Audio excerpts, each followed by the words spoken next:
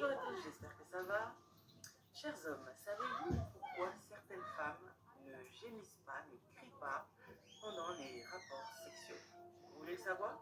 Suivez cette vidéo jusqu'à la fin. Voilà.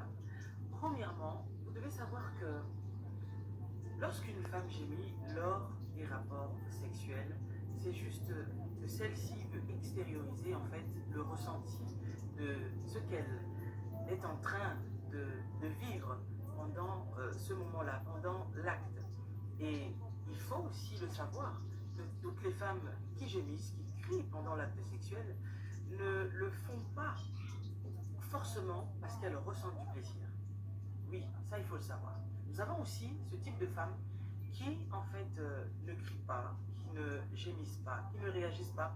Mais en fait, ça ne veut pas dire qu'elles ne réagissent pas. Elles réagissent, mais intérieurement. Parce qu'en fait, c'est leur manière à elles de s'exprimer, d'exprimer en fait ce qu'elles ressentent. Ce n'est pas que vous n'avez pas été à la hauteur durant cette relation, mais c'est en fait que elles ont peur du regard de l'autre. Elles ont peur de la manière dont vous allez les voir, les juger. Ok? Parce qu'il y a des femmes comme ça qui sont introverties et elles ont peur en fait du regard de la personne, de leur partenaire. Si elles crient beaucoup trop, si elles gémissent beaucoup trop, elles ont l'impression que vous pouvez avoir à les juger d'une certaine manière, faisant d'elles parfois une fille un peu très olé olé. Alors que cela n'a bien évidemment rien à voir. Alors, deuxièmement, nous avons aussi certaines femmes qui évitent de crier simplement parce que elles ont peur que quelqu'un les entende, parce que le voisin va entendre, peut-être qu'il y a la belle famille qui vit dans la maison, il y a le beau-frère, la belle-sœur qui est là. Alors elles se disent, bah, si je me mets à crier, je me ferai passer pour qui? La belle famille est là, le beau-frère est là, la belle-sœur est là, donc je dois contenir mes émotions et ne pas les extérioriser. C'est pour cette seule et unique raison que vous verrez que ce type de femmes ne veulent pas crier. Et c'est pour cela qu'elles réagissent de cette manière. Nous avons aussi cette catégorie de femmes qui sont très pudiques, très introverties. C'est-à-dire qu'elle a été élevée d'une certaine manière. Il y a des gens dans leur famille, euh, les sujets par rapport aux relations sexuelles et autres n'étaient pas des sujets qui faisaient des ordres du jour. C'est-à-dire qu'on n'en parlait pas. Et on se posait même des questions. Le papa, quand on le voit arriver, c'est une personne qui est toujours un peu mise à part. La maman est mise à part. Et on se posait juste des questions à savoir à quel moment il faisait les bébés. Ce sont des thèmes qui étaient tabous dans certaines familles où on n'en parlait même pas. Jusqu'à nos jours, aujourd'hui, il y a toujours aussi des familles les sujets comme les relations sexuelles, on n'en parle pas, c'est tabou. Les mamans ont même du mal à évoquer ce sujet-là avec leurs filles parce qu'elles estiment que c'est pas quelque chose qu'il faudrait parler.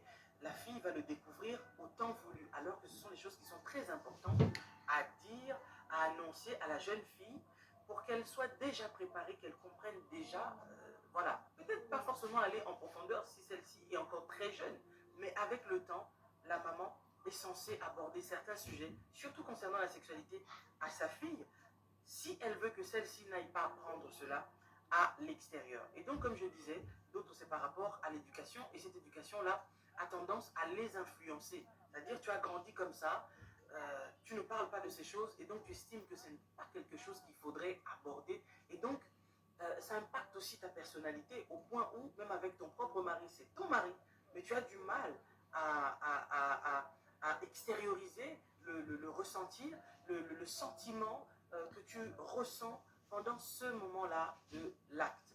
Alors je dirais aussi pour finir que en fait les gémissements et autres, les cris, euh, beaucoup d'hommes se disent que quand la femme crie, plus la femme crie, plus la femme est en train de gémir, ça veut dire que lui quelque part, ça fait du bien à son ego parce qu'il sent qu'il est en train de faire du bon travail, ça veut dire que la femme est heureuse. Détrompez-vous, cher homme. Il y a des femmes qui gémissent, qui crient comme ça, mais en fait, c'est fictif. Elles sont en train de vous mentir. Elles ne ressentent absolument aucun plaisir. Elles n'aiment même pas, en fait. Et elles sont en train simplement de se dire, j'aimerais que tu fasses au plus vite pour que je passe à autre chose. Voilà. Le gémissement d'une femme ne doit aucunement vous faire croire que la femme est contente de l'acte. Ok? Et le non-gémissement aussi d'une femme, le non-cri d'une femme ne doit aucunement vous faire croire que la femme n'était pas contente, n'était pas satisfaite de ce moment-là. comprenez simplement qu'il y a des femmes qui réagissent différemment les unes des autres. Il y en a qui extériorisent, qui montrent qu'elles sont satisfaites, qu'elles sont contentes par les cris, par les gémissements, et elles sont sincères par rapport à cela. Il y en a aussi qui ne l'extériorisent pas, mais ce n'est pas qu'elles n'ont pas été contentes, elles n'ont pas été satisfaites. C'est simplement leur façon d'être, leur manière d'être. Alors il y a des hommes qui aiment, eux, la plupart des hommes en tout cas, qui apprécient que la femme puisse extérioriser.